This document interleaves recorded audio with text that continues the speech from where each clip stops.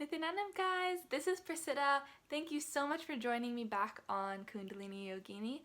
Today I am diving into a topic which, of course, I am so passionate about, and that is something which I'm currently been studying for the last few months intensely, and that is Ayurveda, the science of life.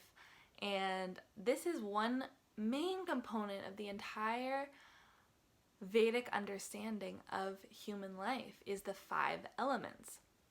Now, you might have heard of the 5 elements being referenced in general, even in our own science classes growing up as kids, or knowing throughout Buddhism and Eastern philosophy that there's a lot of idea of the 5 elements and how they connect to life. And if any of you guys are fans like I am of the TV show Avatar: The Last Airbender, when I was a kid I thought that was the coolest show ever, and I never realized the entire thing is based on Hinduism. And so finding that out later in life as I became Hindu, I was like even more excited about that show. But in that same way, it's a beautiful visualization for the reality of the 5 elements, their prominence in our lives on this planet Earth, and how they tie into our own human experience. So I'm going to dive into that in this video. So the 5 elements are actually called in Sanskrit as the Panchamahabootas.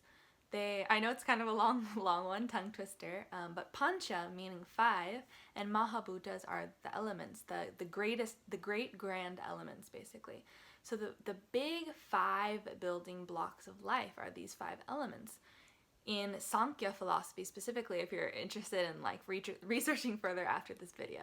But I really wanted to share with you guys this topic today because I've been contemplating and churning with a lot of different clicks and realizations I've been having that have been downloading in me the last week or so. Funny enough, I started watching the show. I really like watching, if I watch shows, I really like to watch them when they're about spirituality, the cosmos, creation of the universe and science and things like that. So I found this one, I don't even know how I found it, this one show on Netflix called One Strange Rock, and if you haven't seen it, go check it out. It teaches you so much, and it's a beautiful lens that they share from about Earth and the cosmos. But I've been watching that show, and it's been making me think, and I had so many clicks lately about how it's really true that as above, so below.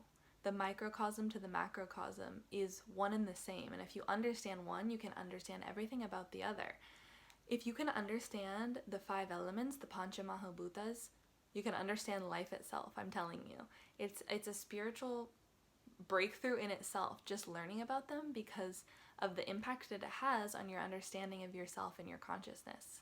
So the Panchamahabootas are comprised of 5. 1, Akasha, or space, or sometimes referred to as ether. It's the formless form. Before any form happened in the creation of the cosmos, only Akasha existed. The next element is Vayu, or air. It's the next most subtle element, right? It's not visible, but you can feel it. The third element is Tejas, sometimes called as Agni, which is fire. It was the next most subtle element.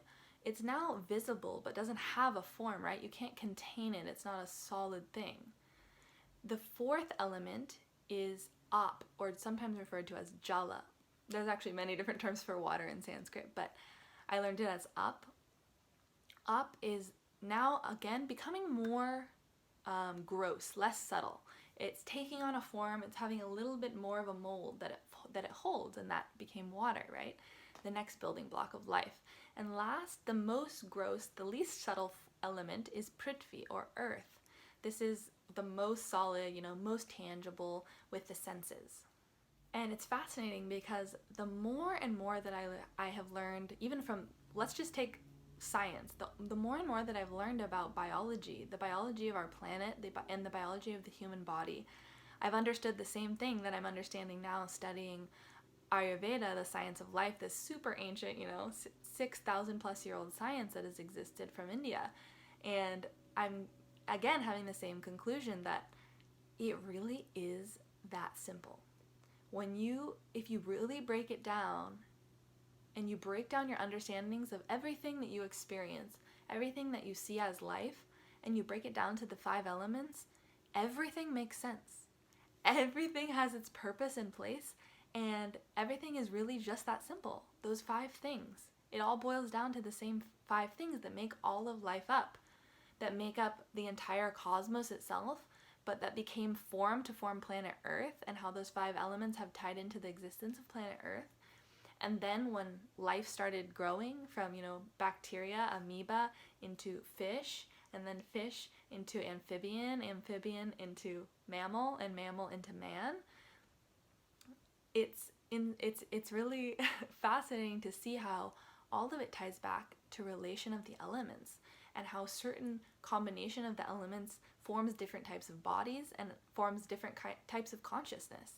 And just like that, human beings, we came into existence, and we're made up of those exact same things. We're made up of stardust, literally. And it's not a cute little saying from Pinterest, or anything. It's real. We really are actually made up of stardust. The same thing that the rocks on this earth are made of, the same thing that the other animals in this earth are made of, the same thing that trees, that plants are made of. And again, I'll say it, when we understand one, we can understand the other. The more that we study the natural cycles of our planet Earth, we can understand the human experience, and I'm really seeing the simplicity behind it, but how profound it really is. If we break down our problems in that way, and our experiences in that way, we can see how it fits, right? The same way that, the earth runs. There's a time for everything. When fire burns down a forest, right? There's wildfires. It's pure destruction. It's pure death, right? But at the end of it, what happens is an amazing space has been created for new life to grow through the ashes. That's why it's actually, if you ever watch nature shows, you'll hear them talk about the same thing, that it's actually a really good, necessary thing for forest fires to happen. But only because of from our human perspective and our judgment on situations, labeling them as death, as sad, as trauma, as this bad happening. When we look at the cycles of nature, death is full of life. Death has its time. And so the same way, we should be cognizing our human experience, that there are times and seasons in our life experience that we have to go through mini deaths. We have to lose certain things so that new things can then flower. And this is just one example. I'm telling you, I could keep sharing, and I will in further videos. I'm going to be making pretty much a whole playlist on Ayurveda, because it's something which is so juicy in my life right now, and I want to share with you guys. So I'll be making so much about that too in the coming weeks and years. The beautiful thing, the last thing I'll add about this and share with you guys, is that from the context of Ayurveda, understanding the human body and our own health and wellness from the concept of the 5 elements being our building blocks. And when we can understand the things which is the fire energy inside of us, the things which are the air inside of us, the things which are the space inside of us, the things which are the water element inside of us, the things which are the earth element inside of us, we can figure out our problems. We can heal our diseases. We can heal our disorders. We can heal physical and mental suffering. And we can ultimately make our bodies the perfect vehicle for us. We can prolong and promote our own health. We can, some even say, make ourselves immortal. And many yogis have been practicing these sciences for thousands of years, and they very much are breaking the bounds of science, breaking the bounds of logic by understanding how to take hold of the 5 elements within them. And so when we really learn to master the elements, we can master ourselves. We can master this experience, and we can make our body and mold our body exactly as we want it. And this is why it matters so much what elements we're putting into our body as our fuel. What are we eating? What are we drinking? What are those energies which are being added to us, and are they going to throw us off balance, or are they going to help balance us? That's as simple as Ayurveda is. It's really that simple. That's how we evaluate true health. And so you guys will probably find on my channel, I've made so many videos about why it matters what we eat. And I'm going to be making videos coming up sharing more about why it matters what we drink, because we're over 70% water. So if you really think about it, it doesn't even make sense to only focus on what we're eating. We need to start looking at what we're drinking. what water is going into us and how much that can drastically change our health, our experience of this body, and our experience of this consciousness. And I've been learning so much about this lately alongside my husband. And if you want to know more about the water that we've been drinking that is really helping us spiritually, mentally, and physically, send me a DM and I'll definitely give you more info about that. So the last thing I'll end on is bringing it back to the fact that the macrocosm is reflected into the microcosm. Everything that happens in this planet Earth, in what we call Bhuloka in Sanskrit, in Sanatana Dharma, the earthly plane, the physical plane, everything is reflected. We're just a more micro version of planet Earth. And even when you look inside the human body, we're a cosmos on our own. The microscopic life that exists inside us is in its own universe within our body. And just like that, the scale goes infinitely up and infinitely more subtle, infinitely more gross, more large. So it's a fascinating thing to look at.